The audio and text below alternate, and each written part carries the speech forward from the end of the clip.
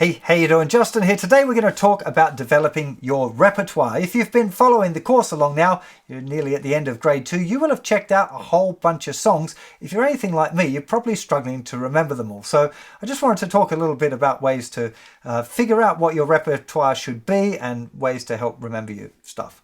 We've talked about this a little bit before, about the idea of having a songbook, and that still stands. So if you're learning a song and you really like it, you'd like to add it to your repertoire, I would recommend printing it out on a piece of paper. I think that's a really good idea, and I think it helps us remember things. It's like keeping books. When I read a book and I leave it on the shelf, it seems to help me remember it, the fact that it's there. It's probably not true, but printing out a page and looking at it, definitely I think helps maybe to have like a bit of photographic memory where you can kind of envisage what the page looked like. If you write notes on it, like in a red pen, then you might be able to kind of trigger remembering those by imagining what the page looked like. So definitely printing out your stuff is a good idea. But how do you choose what it is that you should learn? So the first thing I would recommend, like goal number 1, is to have a small repertoire of songs that are really easy, that you can play straight away, preferably stuff that you really like, but that is really simple. Okay, the reason for this is if it ever comes out that you play guitar and you're at a party and there's a guitar there, somebody's going to ask you to play. So you need to have a few tunes in your bag that you can just go, yeah, I can play that.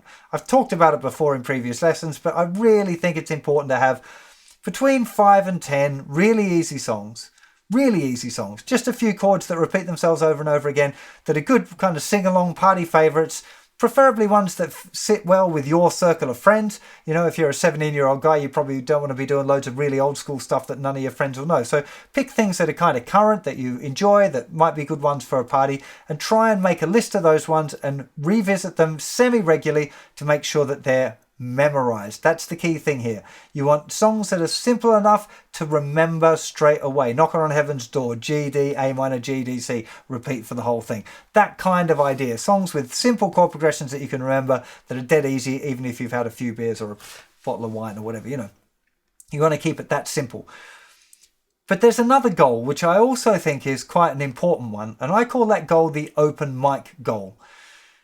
And that's like the next step up from having like easy songs that you can play for your friends. And we're talking about, say, maybe maximum 3 songs here, but you really work on making them fantastic. So you've memorized them, and they might be a little bit harder, songs that you really feel connected with, that you really love, and that you work on the performance part of it, that you really think about like the dynamics, you know, making sure that when you perform it, you've got the nice build up to the chorus. The chorus is really big. It drops down for the next verse, builds up through the chorus, that you've got the bridge, which is different. Than all of these things that I've talked about in the course so far, they all want to culminate together there for 3 to 5 songs that you would be prepared to play in public, like in front of people that you don't know. And it's a great goal, is to be able to say, like, by Christmas next year, I want to perform at an open mic. Every town has open mics.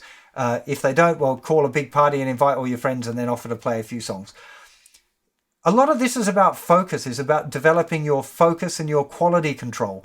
Because if you're going to play for friends, things can be a bit fluffy. It doesn't really matter so much. But if you're going to play out, if you're going to play in public, you should be lifting the bar a little higher.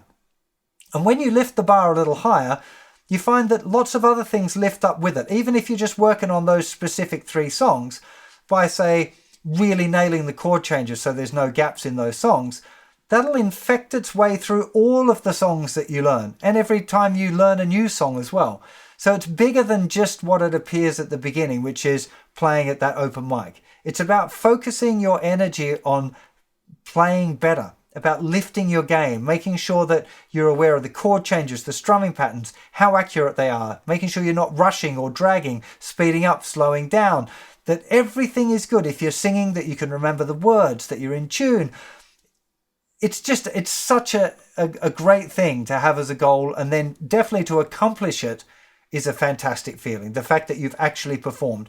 If you're in a place where they don't have an open mic night, do it as a YouTube video. You know, make a little home concert where you're going to play 3 songs and put it up and try and promote it a bit so some people might see it and give you some feedback. Hopefully not trolly idiots, but that is the danger with the internet as opposed to being in public.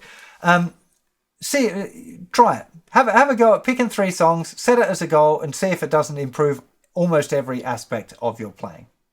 The third goal I would encourage you to work on is what I call the 10-song set. So if you're ever going to play in a band, you play between 10 and 15 songs. So let's call it 10 songs. So I would encourage you to work on 10 songs that you can play all of the way through with the record. And there's the key thing.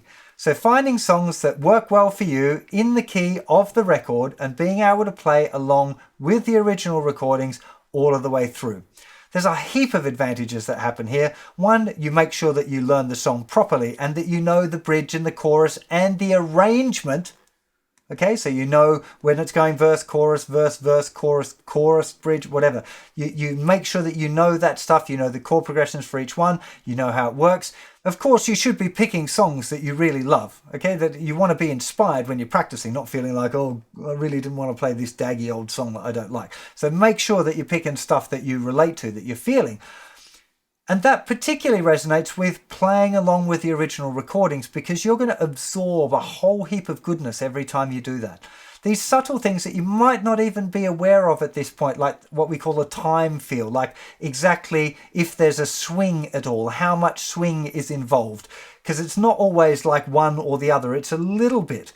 And by playing along with the original recordings, we absorb some of that.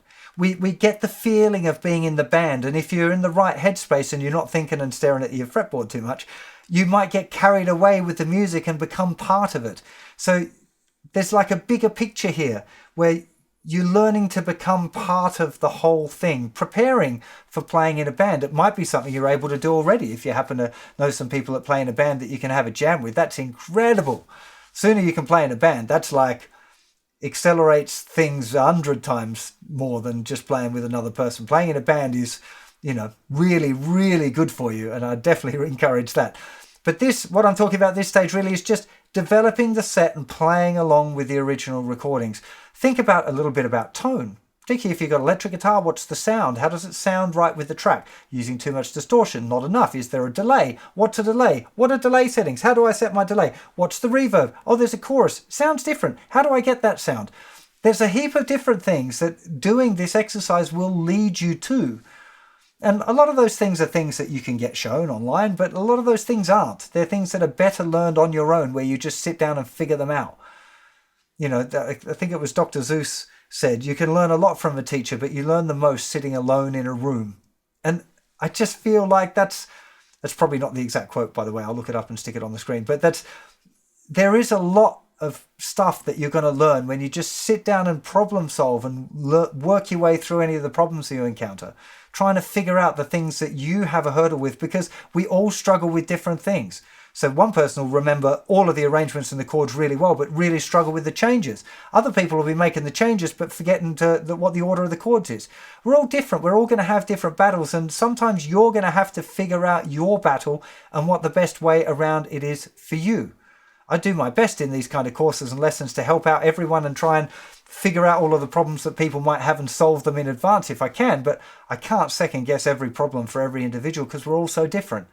So a little bit of this game now, at this point, at the end of your real beginner course, is learning to problem solve and figure your way through that.